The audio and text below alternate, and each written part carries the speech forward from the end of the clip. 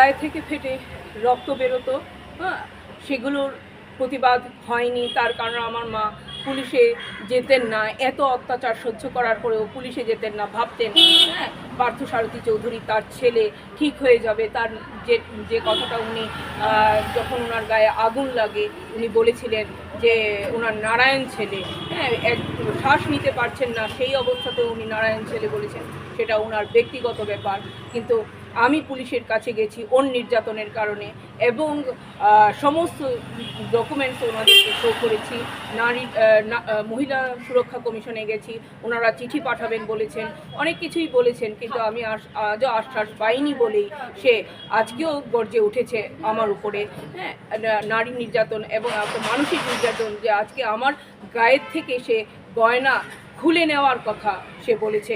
সেই গয়না, যে গয়না আমার মা আমাকে পড়তে বলেছিল এবং এতদিন ধরে পরে আমি আছি এবং আপনাদের সামনে এই গয়নাগুলো পরে আমি আসি এবং ইন্টারভিউ আপনাদের সাক্ষাৎকার নেই, সব কিছু নেই। এই দুটো হাতের আংটি এবং আমার গলায় একটা ছোট্ট গণেশের লকেট আছে, সেটা সে খুলে দিয়ে দিতে বলেছে। এই ধরনের নির্যাতন আমার উপরে চলতে থাকে।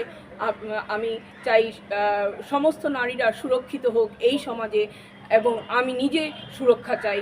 তাই আপনাদের কাছে এটার জন্য আবেদন জানাচ্ছি, নারী সুরক্ষা কমিশনের কাছে আবেদন জানাচ্ছি, হিউম্যান রাইটসের কাছে আবেদন জানাচ্ছি এবং আমার সম্পত্তির আমি সমান অংশীদার পার্থসারথী চৌধুরীর সঙ্গে, সেই সমান অংশ এবং আমার মায়ের গয়না গাটি স্থাবর অস্থাবর সব কিছুরই আমি সমান অংশীদার। সেই সমান অংশ আমি চাই।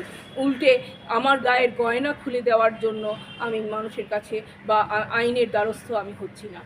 তাই আপনাদের কাছে একান্ত অনুরোধ আমার ব্যবস্থাটা আপনারা যদি করে দেন এবং আইনের মারফত করে দেন এবং তাহলে খুব সুবিধা হয়। তাহলে আমি ওর অত্যাচার থেকে বাঁচি। এখন সে গায়ে হাত দেয় না, কিন্তু মানসিক নির্যাতন সাংঘাতিক পরিমাণে সে করে। নমস্কার, ধন্যবাদ, ভালোবাসা। আমার কথা মানুষের কাছে পৌঁছক, সেটাই আমি চাই।